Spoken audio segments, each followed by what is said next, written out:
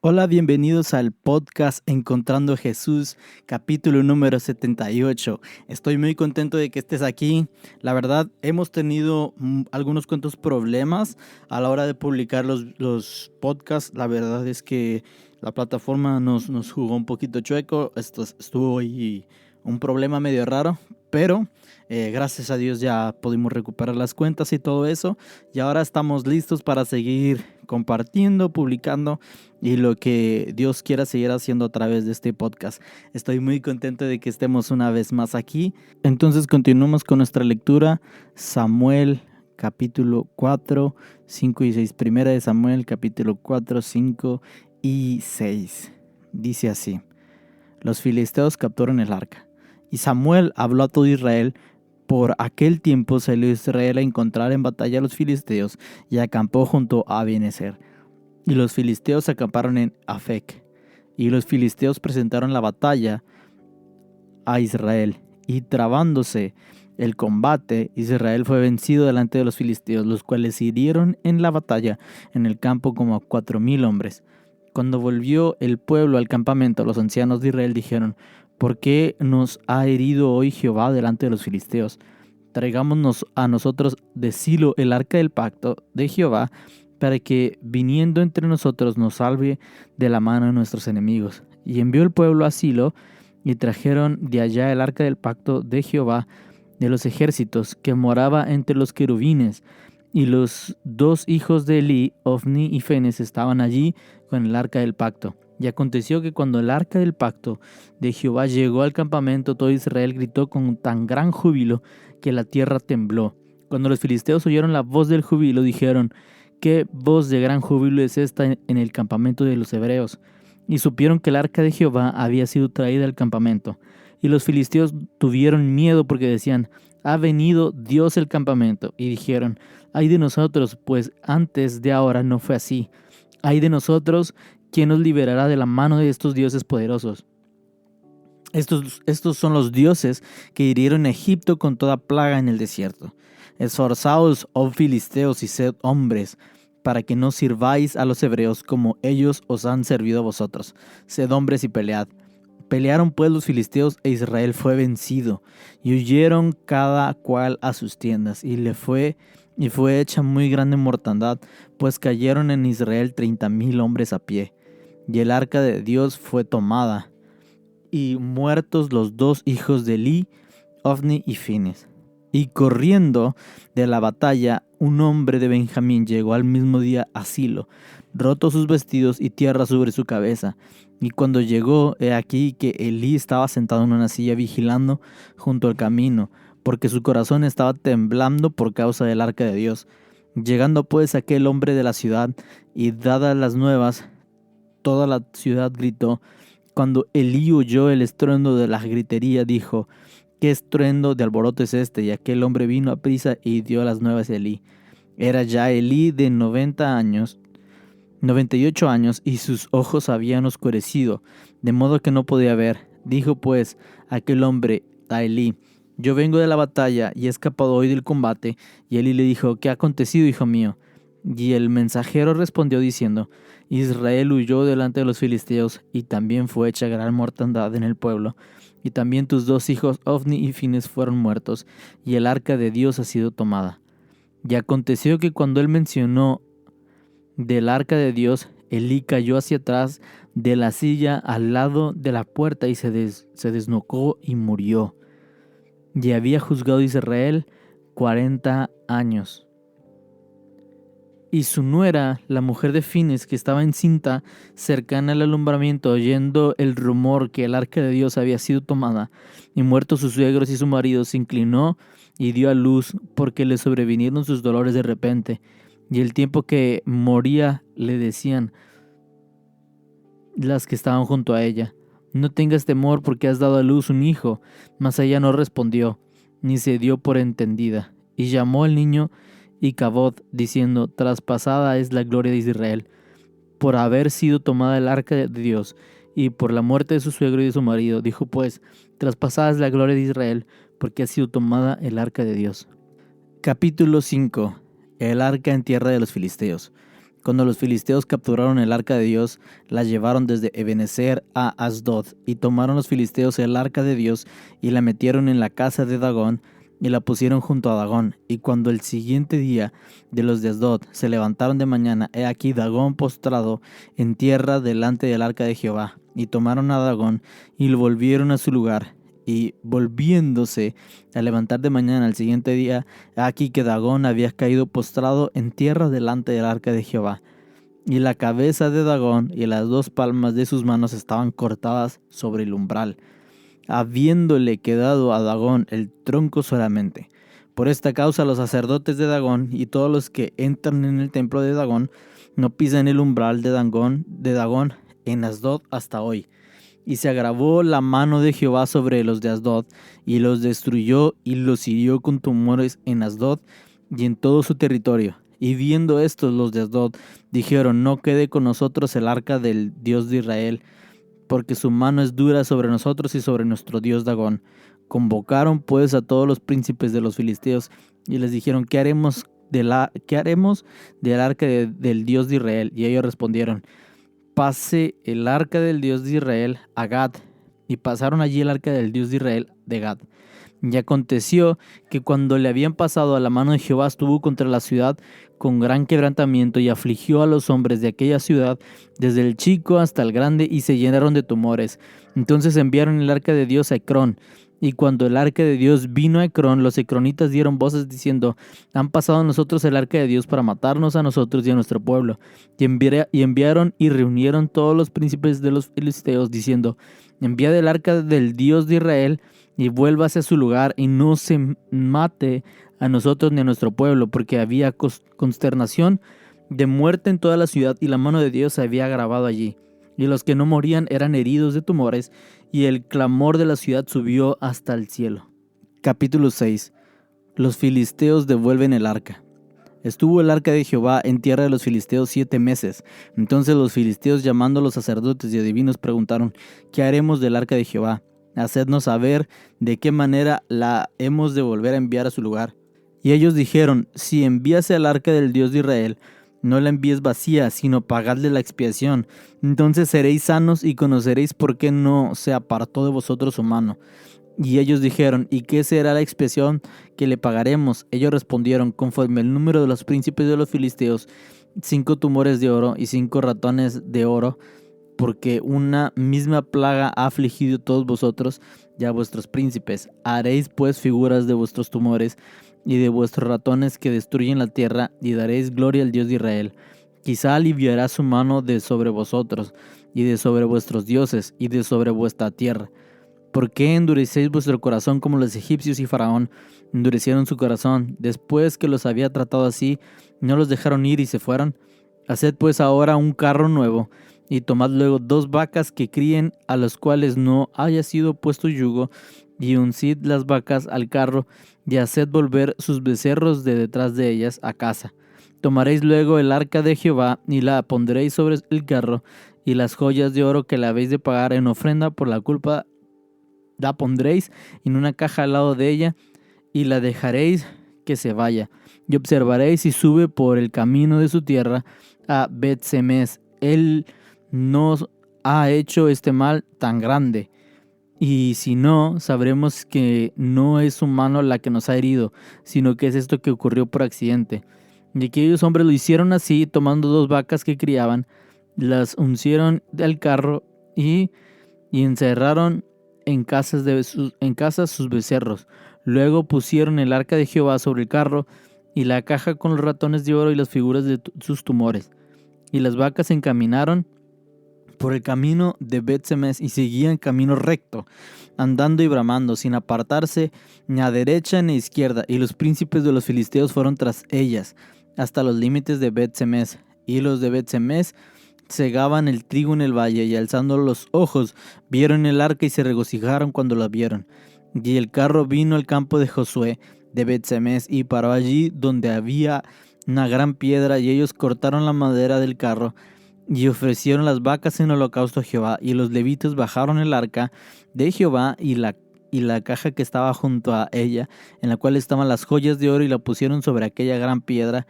Y los hombres de Bet-Semes sacrificaron holocaustos y dedicaron sacrificios a Jehová en aquel día. Cuando vieron esto, los 5 príncipes de los filisteos volvieron a Ecrón el mismo día. Estos fueron los tumores de oro que pagaron los filisteos en expiación a Jehová por Asdod 1, por Gaza 1, por Ascalón 1, y por Gat 1, y por Ecrón 1. Y los ratones de oro fueron conforme el número de todas las ciudades de los filisteos pertenecientes a los 5 príncipes, así las ciudades fortificadas como las aldeas sin muro. La gran piedra sobre la cual pusieron el arca de Jehová está en el campo de Josué de Bet-Semas hasta hoy. Entonces Dios hizo morir a los hombres de Bet-Semas porque habían mirado dentro del arca de Jehová. Hizo morir al pueblo de los 50,070 hombres, y lloró el pueblo porque Jehová lo había herido con tan gran mortandad. Y dijeron los de Bet-Semas: ¿quién podrá estar delante de Jehová, el Dios Santo? ¿A quién subirá desde nosotros? Y enviaron los mensajeros a los habitantes de Kirat Jeraim, diciendo: los filisteos han devuelto el arca de Jehová, descended pues y llevadla vosotros. Estos fueron los 3 capítulos del episodio número 78. Son capítulos muy interesantes. Vemos cómo primero vemos cómo el pueblo de Israel sale a pelear contra los filisteos y pierden por primera vez. Y después a ellos se les ocurre la brillante idea de traer el arca de Dios al lugar de batalla. Y sabes, esto parece una muy buena idea. Parece ser que es una muy buena idea, solo que pasa un detalle, que Dios no les dijo que hicieran eso y que realmente tal vez tenían unas intenciones erróneas. Tal vez creían que solo por estar así, por traerla, ya iban a tener todo bien. Sin embargo, vemos que las personas que llevaron el arca de Dios, que era los hijos de Eli, realmente no eran personas idóneas. Ofni y Fines eran personas que no eran adecuadas. Ahora también hay que añadir lo siguiente, y es que ya había una profecía que hablaba en contra de los hijos de Eli, de Ofni y Fines. ¿Por qué? Por lo que te comentaba en el episodio pasado. Ellos estaban pecando contra de Dios y esa profecía se iba a cumplir. Y tristemente se iba a cumplir de esta forma. O sea, el pecado de los hijos del sacerdote iban a tener consecuencias para todo el pueblo. Sin embargo, esta es mi opinión y esta es mi interpretación. Creo que lo que Ofni y Fines eran solo un reflejo de lo que ya había en el pueblo. Todo el pecado que había en el pueblo que leímos en Jueces, la forma en que se apartaron de Dios, la forma en que dejaron de hacer las cosas correctas, en la forma en que dejaron de buscar a Dios, la forma en que dejaron de ofrecer sacrificios, la forma en que fueron con otros dioses, todas esas cosas, todo eso, la forma en que se prostituían, porque nos menciona que había mujeres que se ponían en las puertas, que eran prostitutas. Entonces, todo eso que vimos en Jueces, realmente lo que pasa con Ofni y Fines, desde mi perspectiva, es solo un reflejo de lo que sucede en la ciudad. Entonces, en todo Israel existe este problema y deciden salir a la guerra con estos 2 representantes, malos representantes de Dios, malos sacerdotes o malos hijos de sacerdotes, que a fin de cuentas ellos iban a proseguir. Ellos iban a hacer los siguientes después de Eli. Sin embargo, con el castigo que iban a tener, pues ya no iban a seguir, ¿no? Su futuro era claro. Ahora, su padre les llamó la atención. Sin embargo, ellos no quisieron escuchar. Y su padre recibió profecía de parte de Dios y no se las contó. Tal vez. Digo, si a mí me dan esa profecía de qué es lo que va a pasar conmigo, pues, además de morirme por eso, viviría con miedo. Pero al parecer, Ofni y Fines no tenían respeto alguno por la presencia de Dios. Y habría que ver si era válido llevar el arca del pacto. Total, va al arca del pacto, se la llevan y pierden la batalla. Y no solo eso, roban el arca del pacto. Y esto es espeluznante, porque el arca del pacto representaba la presencia de Dios. La presencia de Dios ya no estaba con ellos, estaba con alguien más. ¡Qué horrible! Y yo, mientras lo leía, me imaginaba la actitud de Elí sentado, porque nos dice que estaba temblando, que tenía miedo por el arca. Dice la Biblia que Elí estaba pues temeroso. Elí tenía miedo. Y es muy, muy increíble esto que está pasando. Es muy increíble lo que está pasando. Solo quiero que te lo imagines. El arca de Dios, la presencia manifiesta de Dios, había sido tomada por los filisteos. Había sido tomada por los filisteos. Nos dice el versículo 13, Elí estaba sentado en una silla vigilando junto al camino, porque su corazón estaba temblando por causa del arca de Dios.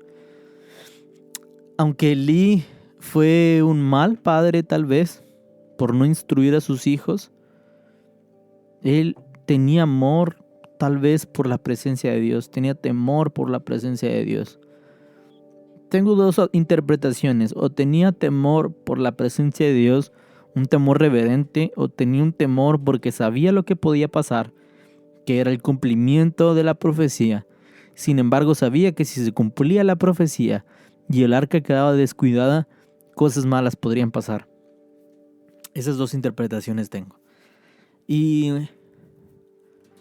vaya que dice que cuando llegan a él, recibe la noticia y cae y muere. El pueblo estaba asustadísimo por lo que estaba pasando. La presencia manifiesta de Dios se había ido. La habían robado. Terrible. Terrible. Pero algo que me da algo de esperanza en la historia es ver que aún ellos perdiendo la batalla contra los filisteos, Dios la estaba ganando. ¿Cómo que Dios la estaba ganando, Manuel? ¿A qué te refieres? El arca del pacto estaba con los filisteos, estaba en Asdod, estaba en Ecrón, estaba en algunos otros lugares, en Gad, estaba en algunos otros lugares más. Y en todos esos lugares había mortandad. En todos esos lugares había personas que tenían tumores. En todos esos lugares pasaban cosas. Ahora, no estoy diciendo que todo eso está bien, aclaro. Pero según el contexto de la historia, el pueblo no estaba en batalla, pero Dios parecía que sí estaba en batalla. El pueblo de Israel había perdido la batalla. Sin embargo, Dios estaba peleando la batalla él solo y la estaba ganando. Y por eso los filisteos, los de Ecrón, los de Gad, los de Asdod, todos ellos decidieron, pues hay que devolverla porque esto nos está haciendo mal. Nos está dañando, está matando a nuestro pueblo. Dios estaba peleando la batalla, esa es la esperanza. Dios seguía peleando la batalla y estaba ganándola. Hey, Dios no necesita de nosotros para ganar la batalla. ¿Somos un buen instrumento? Pues sí, a lo mejor y sí, o no. Tal vez a Dios le agrada hacernos copartícipes de sus victorias, o que le agrada que nosotros estemos ahí. Yo creo que sí. Sin embargo, Dios es más, el arca de Dios, el lugar era suficiente para hacer temblar a todos los filisteos y a muchas ciudades, para vencer a muchos sin ni siquiera pelear. Me explico, sin ni siquiera venir en forma humana para atacar a uno por uno. No era necesario. El arca de Dios era la presencia de Dios era tan poderosa que acababa con sus enemigos. Eso vemos por un lado, pero por el otro lado vemos un pueblo triste, porque había perdido aquello que los hacía diferentes. El pueblo de Israel no era diferente por los pactos, era por el hombre que había detrás del pacto, el Dios que había detrás de los pactos. 7 meses estuvieron sin la presencia de Dios. ¡Qué terror! Solo pensar 7 meses sin la presencia de Dios es una locura. Tenemos que aprender de esto. Algo tenemos que aprender de esto. Algo tenemos que aprender de esto. No seamos necios. Vivamos una vida de quebranto. Una vida de humillándonos ante la presencia de Dios. Temblemos de miedo. Temblemos de miedo. Solo con el hecho de pensar en perder su presencia. ¿Alguna vez habías pensado esto? ¿Qué pasaría si la presencia de Dios deja de estar conmigo? ¿Qué pasaría? ¿Qué pasaría si por errores? ¿Qué pasaría si la presencia de Dios ya no estuviese donde yo ya no pudiese estar junto a la presencia de Dios? El pueblo de Israel estaba perdiendo la presencia de Dios. ¡Qué terrible! ¡Qué terrible noticia! Habían perdido la presencia de Dios. ¿Te imaginas esto? Vivir 7 meses sin la presencia de Dios. No creo que hayan sido 7 meses muy buenos. Vemos 2 realidades diferentes. Por un lado, Dios peleando la batalla. Y por otro lado, un pueblo afligido porque la presencia de Dios ya no estaba con ellos. Volvamos a humillarnos delante de Dios. Volvamos a humillarnos, a quebrantarnos una vez más delante de Dios. Oremos, Padre, nos humillamos ante ti.